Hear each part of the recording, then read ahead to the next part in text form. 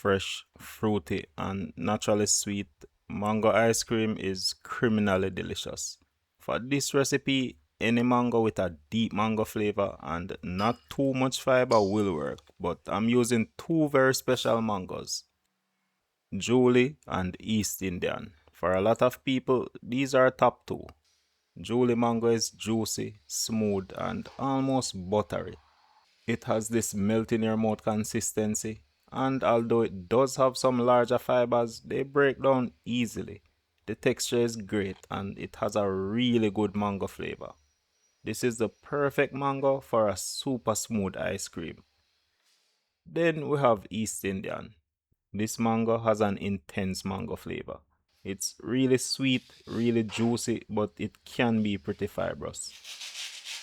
It's not the most fibrous mango out there, but those strings will still find their way between your teeth. But the flavor, the East Indian mango has a superior mango flavor to the Julie, and that flavor translates really well into ice cream. So it's a trade-off I'm willing to make. Plus, fiber is good for your gut health. At least that's what I'm telling myself. But together, these two mangoes give us the best of both worlds. The Julie gives us that smooth, creamy texture, while the East Indian brings that intense mango flavor. Let me know down below which mango is your favorite. I'm going to start by removing the flesh from two medium Julie mangoes and one medium East Indian mango. That's a little over a pound of mango, and this is going straight into the freezer. We want this nice and solid, or at the very least super chilled before we move on. While that's doing its thing, we can now work on the ice cream base. For this recipe, the base is a quick and simple process. In my saucepan over medium heat, I'm starting with a cup of milk, a cup of water, and a cup of skim milk powder. Adding milk powder gives us a ton of milk solids without adding a lot of extra water. And that does a couple things for our ice cream. It makes the ice cream richer, and those extra milk solids help reduce the amount of free water available to form large ice crystals. That might sound like a small thing, but smaller ice crystals mean a smoother, creamier ice cream. Next up, I have a quarter cup of sugar. I'm using a lot less sugar than you might expect because a lot of the sweetness is going to come from the mangoes. So adjust the sugar based on how sweet your mangoes are. A splash of vanilla for a little fragrance, and a pinch of salt to bring all those flavors together. The reason I'm heating this is to help dissolve the milk powder and give those milk solids time to fully hydrate. That helps with the final texture of the ice cream. We could get a similar result by mixing everything together and aging the base in the fridge overnight, but I'm taking the quick route today. We don't want to boil this. Just bring it close to a simmer around 75 degrees Celsius and hold it there for a couple of minutes while stirring. And that's it for the base. All that's left now is to pour this out and let it cool.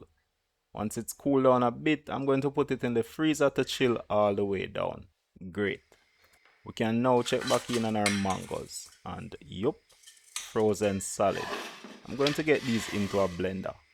The mango itself is bringing in a lot of dissolved solids, natural sugars, and pectin into the mix, all of which helps with the texture of the finished ice cream. And because we're using most of the Julie mango in particular, we're going to get a really smooth puree. To that, I'm going to add a cup of heavy cream. Blending this with the heavy cream also incorporates some air, which will help give our ice cream a lighter, smoother texture. Blend this as smooth as possible for the best result.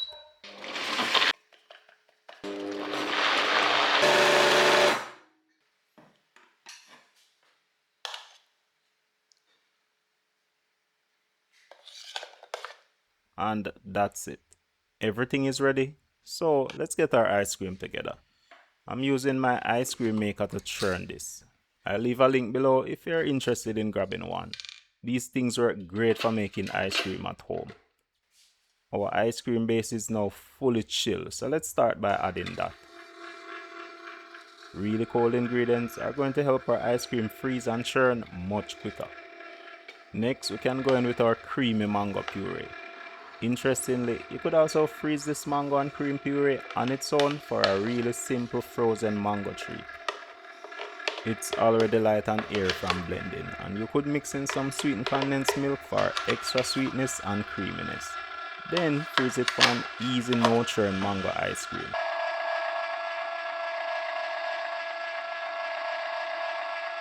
This bowl holds 1.5 quarts of ice cream, but it looks like I overshot it a little bit.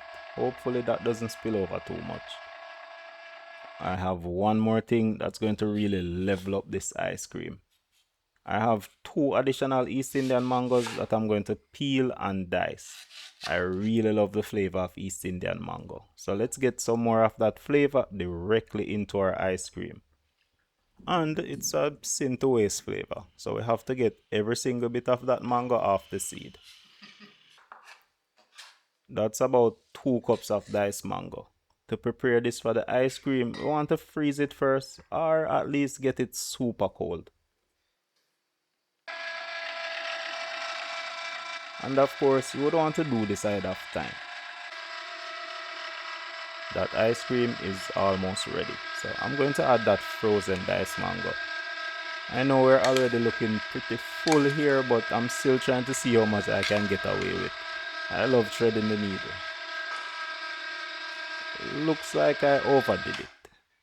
Yeah, that came really close. One thing I like to do with the final containers I put my ice cream in is to chill it beforehand. That prevents a huge temperature shock when the ice cream goes from the ice cream maker into the freezer, and it helps keep the texture more consistent.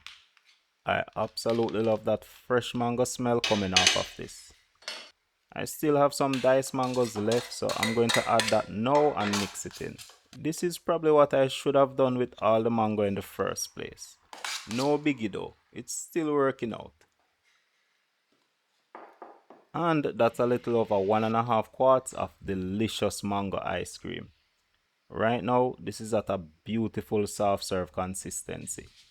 We could dig into this right away, but I'm going to put it in the freezer for a few hours to really firm up.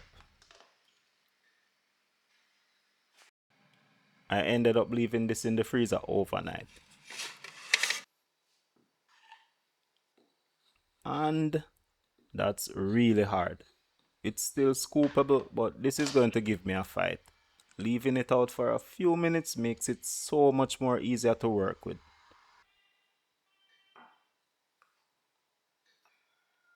Yes, man. That is it. Those are some great scoop.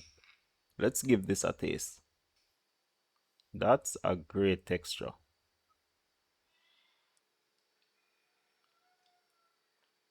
Yup, that's solid.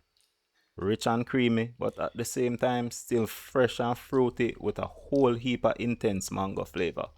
This is delicious. The only thing missing is a little bit of acidity. Some mangoes will naturally have that, but if I were making this again, I would add a splash of lime juice. It's really not necessary. I tested a few drops and it made this already impressive ice cream just marginally better.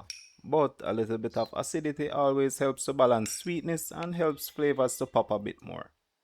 Trying this at least once is a must. And those little bits of diced East Indian mango, they are doing a lot of heavy lifting. This is a banger. I'm Nick and this has been delicious. Shout out to our patrons who keep the kitchen cooking. Thank you for watching. Bless up and I'll catch you in the next one.